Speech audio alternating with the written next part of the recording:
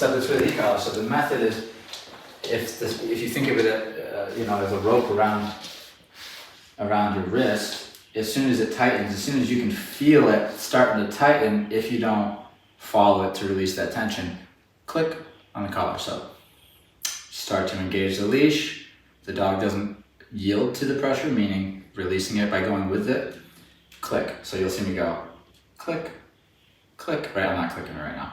Or I can just do pops and taps, right? So a little pop, tap, almost simultaneously. Okay? So the idea is, and I haven't done this with her yet, but I don't know what she's had before as far as like handling. But the idea is that I want her to follow my guidance with this. So if I say, it's like us moving together, me being able to show her what direction to go in. So if I go this way, I'd like her to release that pressure by going that way. If I say this way, she goes that way. You know what I'm saying? So you can literally take with 2 fingers and move the dog around. Now, dogs can do this, which is really cool. But what also is really cool is that dogs can also say no. And what this exercise is great for is, yes, it does teach them leash guidance and leash pressure, pressure on and off the leash and all that good stuff. But it also elicits the core issue, which is our relationship dynamic, which is I'm asking for a follower and they want to be independent or lead. So I say, go this way, and they say, no. And in that moment, now we've opened up a conversation, we've opened up the core issue, and we can tackle it. Okay? So we find those moments in the first few days as much as possible. We find them through thresholds, right? Open up the door, hey, don't go out the door. Now we have that. The dog wants to go out, we say don't, and we have that moment. So we're finding those moments. This is just another way to do that while being productive, while still getting towards training the dog, okay? Good girl. She has this tendency to, a lot of dogs have a tendency when they first come in, probably through insecurity, there's someone new people, new rules, they carry low like this. I would really like in the next day or two to see more looking up at me and more of a steady bounce to her step. A little swagger. Yeah. Okay. Good. And that'll happen as she starts to learn things and get the answer right, but that can only happen if you're trying. Again, going after the attitude. If a dog says, I don't want to try, that's when we say, okay, we need to talk about that because that is the core issue. Everything else is just symptoms of that. So we pause as soon as the dog says, I don't want to try, or we see that attitude showing itself, we put a pin in whatever command training I'm doing, and I put my attention on the attitude. Because the real thing is trying to get that attitude to surface in a productive way, and then showing the dog how to alleviate the confrontation from me, right? So how to submit, essentially. Okay, so we see a dog with an attitude and then submission, an attitude and then submission. Then we get a dog who just submits and stops giving an attitude because they realize attitude is what's causing the confrontation. It gives us moments like that where it's clear to the dog, oh, I know what's wrong here. It's the relationship dynamic. It's the way I'm viewing this person and treating this person. If they say, hey, come over here, and I do, or if they say, hey, anything, and I just try to do what they're saying, even if I don't know what they're saying, then this person does not have any problems with me. They're happy with me. But if they see me being like, I don't want to listen, here's my attitude, and here's all the behaviors that I do to keep this independence, that's when you see the confrontation. So the dog, and then the dog who never gets confrontation in the modern world doesn't know how to deal with it, but they learn that submitting is very effective. It ends everything completely. So then they learn that skill, which they should have by now, but they're learning it later on, right? It's part of the big issue is that dogs don't know how to submit before they come to a program like this. Learning to submit, it turns out to be a very important part of life, as I know myself. You know, so, okay, we're gonna get started with her. She's being very patient. Good girl. Start easy. Okay, come here, good girl. Nice. That was pretty mild. She said for a half a second, I don't wanna. Yeah, she did. All right, good. No e-collar there. It's only when there's tension on the leash and she's not. Pressure 101. Leash pressure 101. Don't let it get tight. Good girl. Good. It feels so awesome when a dog is giving into leash pressure. Wow. What that a was good nice. girl. Celebrate that. Give her because those answers were right. Good girl. Those were right answers, and that'll make her, you see, for a split second, I feel better. Yeah. A handful, once she starts getting that more, that's when you see the dog be like, okay. A lot of this low carriage is just she doesn't want trouble necessarily, but she doesn't know what is okay behavior and what isn't, because we weren't able to write it down on the wall and say, read the rules. So she's kind of like, what's the rules? All she knows is that she can be corrected because she's new. So that's why you're seeing, and this is good. This is respectful. Good this girl. whole like walking around, good. Carefully is respect right now. Okay. Wow, she's smart. She Good. You see her demeanor changing already. Yes. Okay. She feels better. What a good And girl. once she finally shows her attitude, it'll be clear to her that she says, okay, I don't want to do this anymore. This is boring. We've been doing this 3 minutes. She'll put the attitude on. She'll see that's when the confrontation will happen. That's when I'll say, come on, let's go. And she won't, and I'll give some corrections here. And she'll realize, oh, that only happens if I show my attitude like this. So this is called state of mind training. We're training a dog to be calm and respectful as a default position in our pack, right? We want them to be a follower. We want them to hear us say something and listen without questioning it. This is how we do it. Good girl. So she's learning pieces of things she needs, mechanics that she's going to need. They're very easy to learn. That's what's great about it. It's so easy to learn for a dog. But if the dog doesn't want to listen, you'll see it. They'll put on the brakes. They'll throw themselves around. They'll come up the leash. They might even try to bite you. All because you're trying to say, come over here, and they're saying no. That's why they show up at a program like this, is because of that attitude. It doesn't really have anything to do with commands. Commands aren't difficult to teach if a dog is willing to listen. Mm-hmm. Okay? Good. Break. Good girl, baby. Good girl. Now, I'm keeping this easy right now. 1, because that's how you start, but 2, also, it allows her to build confidence. She says, I can do this. I can impress these people. Good. Wow. That's good. How about a little upward pressure? She says, what do I do with that? Good girl. Barely any pressure there, but enough for her to know I'm communicating. She tried something? Good. There was no pressure on the e-collar. Good. There was no attitude. All there was thought. What does he want? And so that's getting praised, right? She sits. Good girl. Very nice. Good job. I should have been more, good deal. I should have been more happy about that one. Quicker. Like as soon as her butt sits. I could have did that for her. Good girl. Nice job. She likes that clap. Very proud of you. Okay? And so, oops. Let me do a little bit more of this. Good. I know this seems easy now, but it won't very soon. Okay? It's definitely the more I do it, you're gonna notice the dog's not gonna want to do it anymore because it's boring. Good. Right there's already. So she could be getting confused, so I give her the benefit of the doubt first. Okay? So I say, come on, let's go.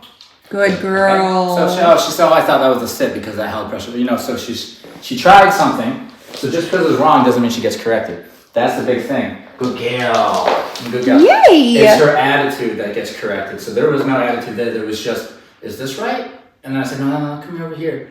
If I say come over here and she was like, I'm not listening to you right now, then that's different. And you should be able to read that. Okay? You'll see it. Dogs wear their expressions like right here. You can see it. The whole body, actually. Good. Good. Very nice. See, she likes that. She likes that.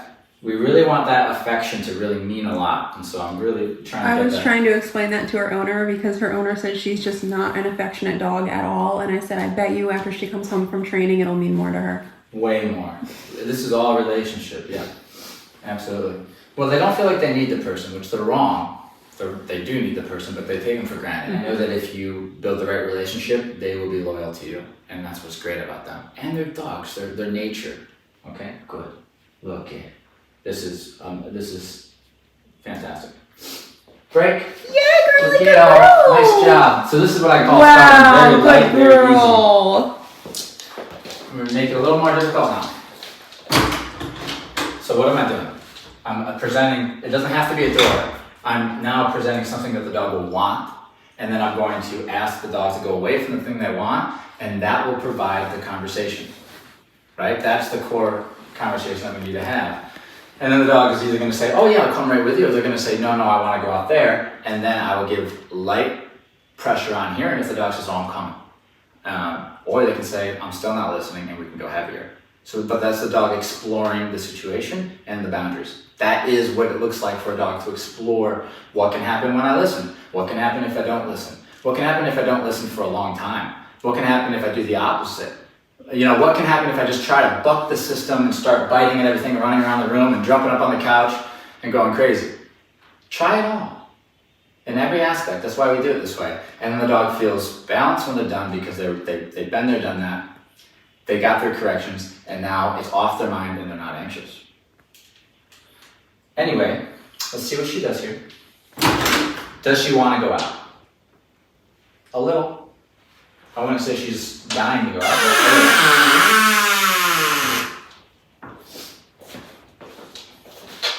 It's not that big of a pull for her. We'll open this door. That's a bigger pull. But these are options, so that as I start doing this, like going to the door and walking away, and going and touching this door frame and walking away, she's gonna say, okay, what are we doing? I'm gonna go out one of these doors, or you know what I mean? These are options now that she could try to go out. And there she goes, and then here's the leash pressure. Good. No e-collar pressure. That's so much harder than you make it look. Yeah. Oh yeah, because dog will just. But the thing is, she's already had recall sessions. Yeah. We did that on purpose. This isn't the first thing I'm doing because we'll have a whole. If this was the first thing I did with her, she'd come right up the leash, she'd go crazy, you know what I mean? We did the recall first, so she knows running away isn't going to work. She had to try that. She knows that in the context of the yard and this room. She doesn't know that yet outside off the property. That comes next, right? So she's not interested in running away. Good girl. Good. All right, a little more with this. Good, I love it. I think that's just so good. I love starting with this. It looks like we're not doing anything, but the dogs get the answer. Either we have a fight, and they get the answer after that, or they just get the answer right off the bat. It's super simple. It looks like you're not doing anything. Go try and do it with your own dog at home and see what happens. Exactly. Exactly. She's avoiding conflict. Yes. That's because of yesterday with the recall. She went right into the conflict. We built up to the conversation so that we had clarity. And so we got to the point where she knew recall at this point. She is getting successful reps, and we set up an ultimatum where we let her go outside and we recall her back in, and she's like, no, I'm gonna find an escape out of here. And I watched her look at me and say no and go in the opposite direction. And we had this whole, she tried to go up this way of the fence, I go that way of the fence, I go this way, I go to this door, I go over here, I lay down, I try all of her stuff, and then I watch it on her face. Reluctantly, like almost rolling her eyes, being like, fine, and she just comes straight to me and sits. And then the next rep, I know, and the reason we train like this is because, this is why we train like this, because the next rep, perfect. Like I let her sit, I let her relax, and we eventually get back outside again, beep, right to me. Why? Because they've already tried everything. It's not like I'm saying beep, recall, and I rail in right to me. They explore everything. Now why people don't do this is obvious. It's crazy. The dog's gonna try all the things you don't want them to do. They're gonna try to jump on you, they're gonna try to do all this stuff. Under a professional setting with an environment that is designed for this, we can allow the dogs to make choices like this. And this, what's the beautiful thing about this, good girl being good, is that when the dog's done with their training, they're balanced. Why? Because they wasn't taught in a way where I say sit, you say sit, you sit immediately because you're right on a leash, right? It's done in a way where they get to explore. If it's done where they're restrained and they can't try anything else but the one answer, they always want to try the other things. And that want to is what we call anxiety. So you see a dog in heel, but I really want to go over there. I really want to go over there. I'm going to sit, but I really want to go over there. Well, that dog was more than likely trained in a way where you said sit, and then you corrected the dog and put the dog in a sit, right? The dog wasn't able to try all the things that it wanted to do. Like, well, what if I run away from you? Or what if I bite you? Or what if I ignore you? Or what if I go into the bathroom? Or what if I do, you know what I mean? And like the first rep is like 10 minutes, that's an exaggeration. versus 10 seconds, but then the second rep, sit, and the dog has a full understanding. Now, it's not that simple. There are times where the dog will revert and blah, blah, blah, but that's the concept of why, because it looks weird. Where we come from, the circle that we come from, most trainers, it's very technical. You'll say recall to the dog, you're right on your button, you're on a long line, you're reeling the dog in, you're right to the sit, you're on your leash. That's great, and that there's a time and place for that. But having a setup where they can make certain mistakes, I'm telling you, will make a less anxious dog. And it actually, funny thing is, that's why I'm able to talk like this and waste all my time talking to you guys. It's because it actually is quicker. It looks like I'm doing nothing with her. He's just sitting here talking. I would be sitting here giving her a break anyway. But doing it this way, actually, a week from now, they're going to be so much more developed than they would be if I just had them on the leash and sit, place, sit, right, break, come, right, all that stuff. They're more experienced. They've tried all the things on their minds, including biting. So if there's a dog who's going to bite, that's why we don't do it. That's why people don't do it this way, right? It's dangerous. It's risky. But if you learn what dogs do, you learn dogs enough, you kind of know what they're going to do. So if they're biting dog, put a muzzle on it. And it's like, well, now he can't bite me. So what am I afraid of, right? He might jump on me. Okay, he might jump on me. Have a slip lead on him. Okay, so there's that. Get the e-collar. Now let's get to work. And you find out dogs pretty much do the same things. They run. They might bite at you. They might do nothing and freeze. They might lay down. They might listen. I mean, there's not much. There's not dogs doing like flips and cartwheels and like bouncing off walls and trying to stand up and box you. They're all doing the same stuff. I'm gonna bite the leash. Okay, you're gonna bite the leash. They all try. You know what I mean? So we know this from doing this. Now we can just let them make choices. And guess what? It looks crazy because I don't have control over the dog. It looks. But there's actually less fights between me and the dog. Back in the day, if I grab this leash and I get a dog who's, cray-cray, and we have a disagreement on the leash, and I'm right here, and I'm going, pop, and that dog says, did you just do, and I said, pop, and he goes, wham, right at me, or the leash, and now I have all this happening right here, right? Versus the dog's way over there and gets the correction way over there because I have that recall, and I can just correct him back to me. Okay, I'm rambling. This is what I do. I ramble. Rambling. Now it's Josh? I guess so. Let's just move on. But look, there's a purpose to it all. I get to ramble and teach, hopefully, and also look at her. Okay, she could have whined. She could have paced. She's not doing any of that. This is good dog stuff. This looks like nothing. It looks like, what is that dog doing? She's just being respectful. She said, I know he's okay with this. I know he's okay with silence. I know he's okay with sitting. Good girl. Bella. Ellie. Break. Ellie. I'm sorry. Ellie. Break. Yeah, girly. Good Ellie, girl. Ellie. I know this is boring. What girl, LL? That's my girl. Okay? I know this is boring for her.